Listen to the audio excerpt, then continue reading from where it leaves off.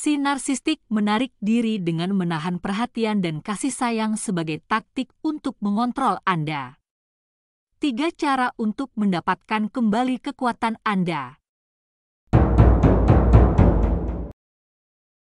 Menahan perhatian, kasih sayang, dan uang, jika sering dilakukan, ini merupakan pola perilaku yang sengaja dilakukan untuk mengontrol dan memanipulasi orang lain. Dalam hubungan apapun yang sehat, orang-orang yang terlibat merasa aman untuk mengkomunikasikan pikiran, perasaan, emosi, dan kebutuhan dengan cara yang aman dan sehat. Namun si narsistik sengaja menarik diri dan menutup pintu bagi semua jenis komunikasi. Ini adalah perilaku pasif-agresif si narsistik untuk menyerang Anda karena rasa tidak aman dari mereka sendiri. Mereka melakukan silent treatment dan dengan sengaja menahan segala jenis kasih sayang, perhatian, uang, dan komunikasi membuat korban merasa ditolak, bingung dan dipenuhi keraguan dan rasa bersalah. Banyak orang yang terpikat oleh pesona awal seorang narsistik, namun hanya sedikit yang mendapat manfaat dari hubungan jangka panjang dengannya. Fase idealisasi dengan si narsistik mencakup love bombing dan janji-janji kosong yang tidak pernah menjadi kenyataan. Bentuk love bombing ini dapat terjadi dalam berbagai konteks berbeda. Bayangkan bos narsistik yang menjanjikan pekerjaan impian seumur hidup kepada karyawannya, namun kemudian mengeksploitasi mereka. Atau ibu narsistik yang memberikan kasih sayang sementara hanya agar anak-anaknya mentaatinya. Mungkin pacar narsistik yang menghujani pasangannya dengan sanjungan berlebihan dan visi masa depan yang dia tahu tidak akan pernah terwujud. Atau suami narsistik yang membanjiri istrinya dengan perhatian sebelum tiba-tiba menjadi dingin dan menarik diri. Ada banyak sekali cerita horor dari para korban mengenai peralihan kepribadian seorang narsistik yang tiba-tiba mendingin setelah fase bulan madu.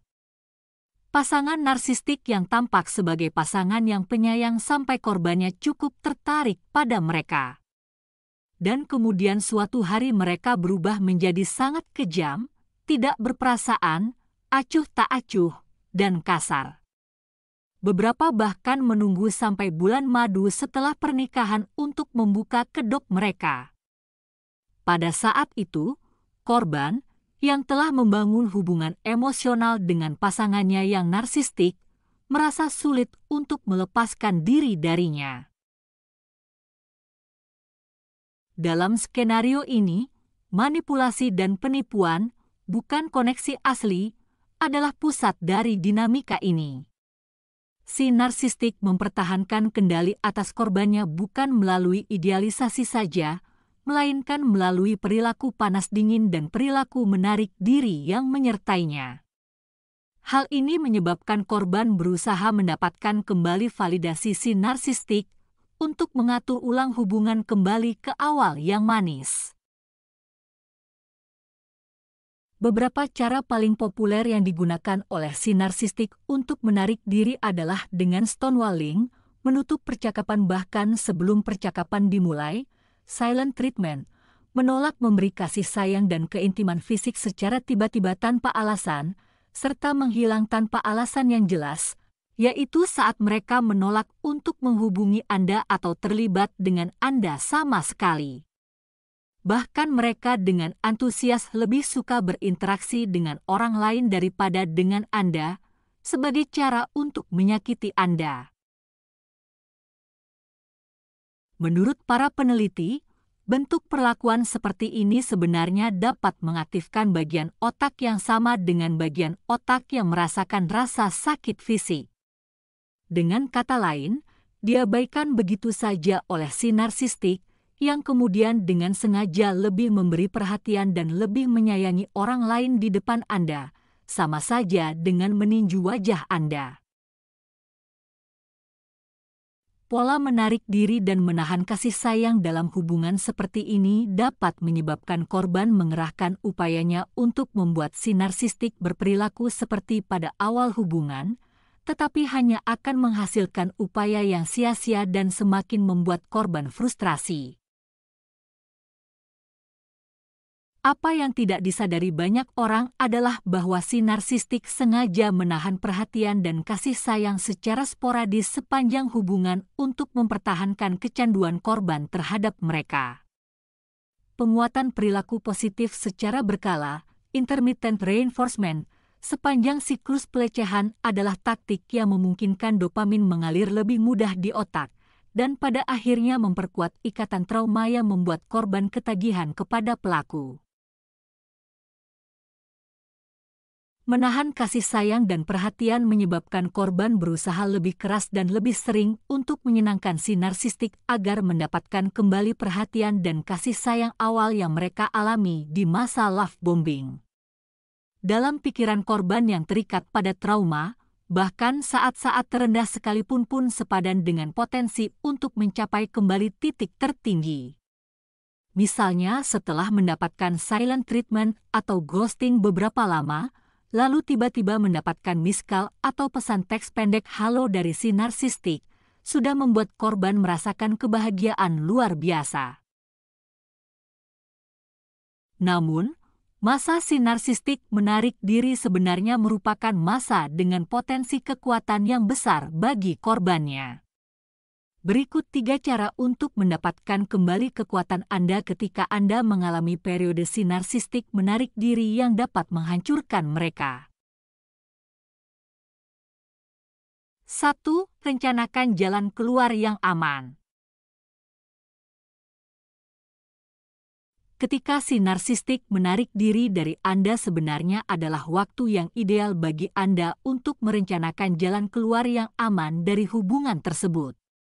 Mereka mungkin sedang sibuk dengan suplai lainnya dan percaya bahwa Anda sedang merindukan mereka. Tanpa mereka sadari, Anda akan menghabiskan waktu berharga itu untuk mencari cara melarikan diri dari mereka. Anda tidak berada di bawah pengawasan si narsistik atau di bawah mantra love bombingnya. Inilah saat yang tepat bagi Anda untuk berhubungan kembali dengan perasaan marah yang Anda rasakan karena orang tersebut mengabaikan, merendahkan, dan meremehkan Anda seperti ini. Segala sesuatu yang Anda lakukan untuk memberdayakan diri sendiri harus dirahasiakan dari si narsistik sampai Anda berada pada jarak yang aman.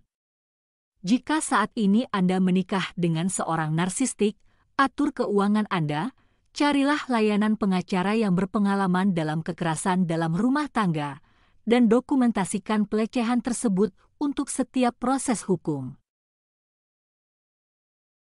Jika Anda terjebak di tempat kerja yang toksik, carilah peluang kerja lain, jelajahi minat Anda, terutama pekerjaan sampingan yang menguntungkan yang mungkin menjadi usaha penuh waktu, dan sementara itu kerjakan ulang CV Anda.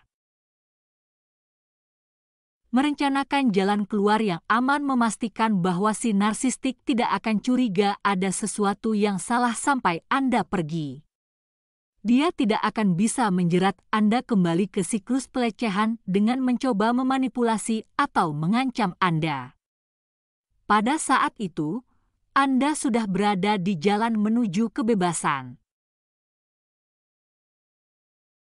2. Gunakan waktu ini untuk perawatan diri dan produktivitas. Selain merencanakan jalan keluar Anda, gunakan periode di mana si narsistik menarik diri dari Anda sebagai masa perawatan diri dan produktivitas. Salurkan emosi Anda ke dalam aktivitas perawatan diri seperti yoga, meditasi, menulis untuk membantu Anda kembali ke realitas pelecehan, membaca, dan olahraga.